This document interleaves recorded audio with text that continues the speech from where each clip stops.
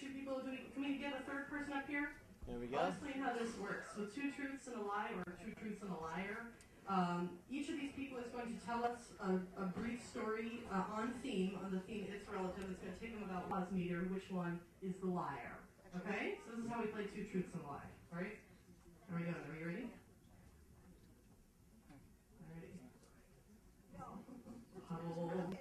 Oh, I'm going to take it to mean that they're not ready. There we go. All right. They're ready? Here we go.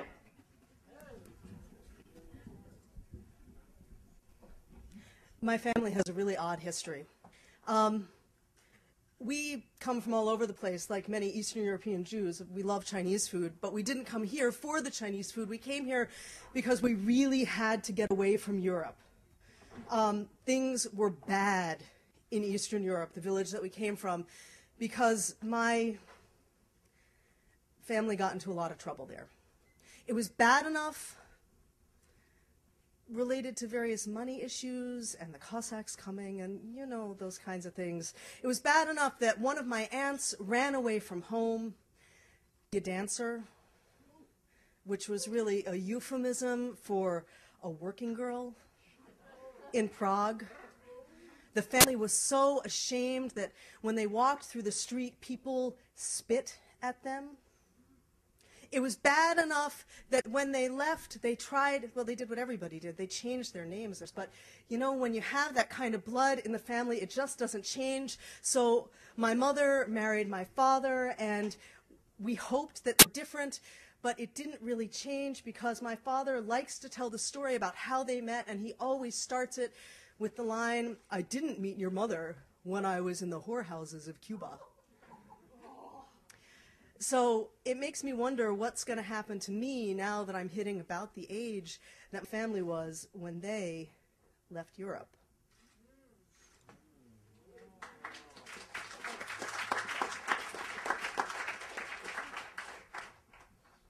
Oh. I should mention that was Laura Packer, everybody. Laura Packer. Next we got Stilton. I always like to tell stories about my brother because growing up, I was always the youngest person in the family. My brother was 15 years older than me. So when you're that young, you can get away with doing a lot of things. Like one time, you know, I like to play practical jokes. One time I went to the sink. You know how sinks have those sprayers, you know, to spray the vegetables and stuff. Well, if you take electrical black tape and you tape it on the sprayer where the button is, and someone flips on the faucet, you know, they get a face full of water. Well, you get the idea. So I was always playing these practical jokes. There was one time he was barbecuing steaks out in the backyard, and we threw some firecrackers underneath the steaks, and in about 2 seconds, we were, and they just flew up and over into the neighbor's yard. But probably the best was the time that we were preparing dinner. My friend was over, and I had one of those party poppers. You know, you pull the string and all the confetti comes out, and I taped it to the bottom of the salad bowl. We put the salad on top of it, and we all sat down, and we were all having dinner, and he put on a lot of dressing, and there's a string hanging out of the side of the bowl, and he pulls the string, and the whole bowl moves, and he's like, "What's going on?" And I said, "I don't know." And he just gave me this funny look, and he held the bowl down, and he just yanks it, and the whole salad blows up all over his face. My friend who had been drinking milk sprays it all over the table. We head for the door and then come home for about an hour.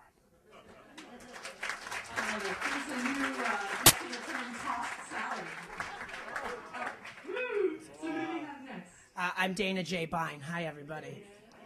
So my family is extremely crazy and extremely stubborn at the same time. And my grandmother, who we called Babka because she was Polish, she wasn't a pastry. She was a grandmother. She was crazy and stubborn, and routinely as gifts, she would get animals for the family, but she wrapped them like they were any... Some of you see the flaw in this. Some of you. Babka did not. Okay, but the running joke in the family was don't shake Babka's gifts, okay? Now, believe it or not, it took 5 years for one of Babka's gifts to be opened dead, okay? Like there were hams, I'm not kidding you. There were hamsters, there were puppies, and finally, somebody opened a dead cat. I'm not kidding, hold on. And this is how stubborn, this is stubborn off that happened here, and it was insane, only in my family. So the gift is opened, everybody's horrified. They're like, oh God, don't react, don't let Babka know you're disappointed. And What happened was my mom got the dead cat. She insisted on getting it taxidermed, like to like make it a gift still. Like she's like, no, I'm gonna stuff it. So we have a stuffed cat my babka gave my mom as a gift because she wrapped it live and it was open. I shit you not. That's crazy. Thank you. That's an image that's going to stay with me. Hey, Fluffy. Your little pad, you're a Fluffy. So now we have to use the applause here to figure out who is telling the truth and who is lying. All right, so for our first contestant, we have Laura Packer. The story of Laura and her family fleeing Eastern Europe, trying to flee their reputations, but, you know, what is it? Character is destiny. All right, so we get an applause meter. If you think her story is true, clap really loud. If you don't think so, don't clap so loud. So how do we do for the applause meter? True? All right. So we think it's plausible. Okay, so for our next contestant, Stu. Alrighty, tossed salad, anyone? Yes? Alright, applause meter. True? True? True? Okay, and finally we have taxidermy gone wild. We got the cat. Do we think that this is true? Is it possible? Dead cat? No? Wow! Okay, that was true. Okay, could the liar please step forward? Oh!